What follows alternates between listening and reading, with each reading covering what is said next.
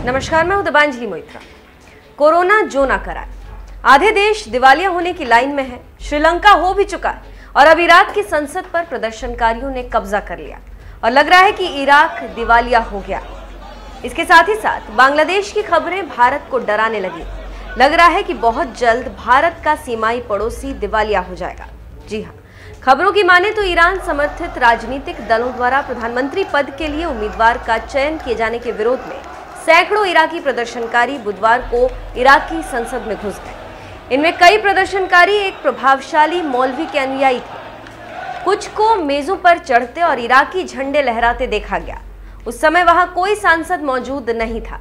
इमारत के अंदर केवल सुरक्षा बल थे और वे प्रदर्शनकारियों को आसानी से अंदर जाने की अनुमति देते दिखाई दिए।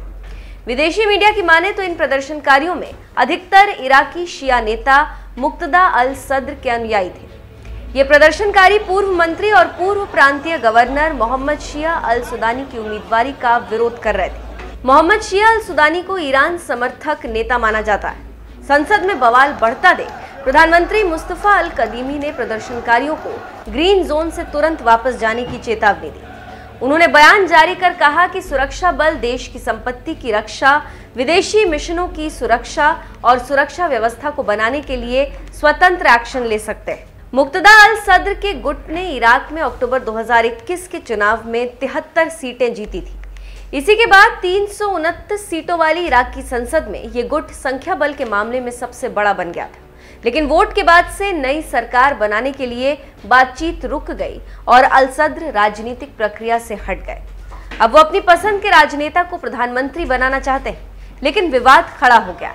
आप जानते हैं कि इराक पिछले 30 सालों से युद्ध की चपेट में है और लगातार गोलीबारी और मिसाइल हमले झेल रहा है। सद्दाम हुसैन की सत्ता जाने के बाद, अमेरिकी सत्ता के आने के बाद से इराक की जनता का बुरा हाल।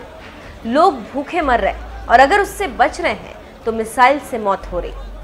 इसके साथ ही साथ सत्ता को लेकर सुन्नी और शिया आपस में लड़ रहे हैं और ईरान शियाओं को सपोर्ट कर रहा है और सुन्नियों को और दूसरे सुन्नी देश। इसी राजनीति के चलते इराक खंडहर में तब्दील है और कोई इनकी सुध लेने वाला नहीं। और अब ये घटना कि प्रदर्शनकारी संसद पर कब्जा कर चुके हैं। देखना होगा कि इराक का सामान्य हालत कब होता है और आगे क्या होता है। लेकिन फिलहाल तो प्रदर्शनकारी संसद भवन में कब्जा करके बैठे हैं। देखना होगा कि ये कब संसद छोड़कर निकलते हैं।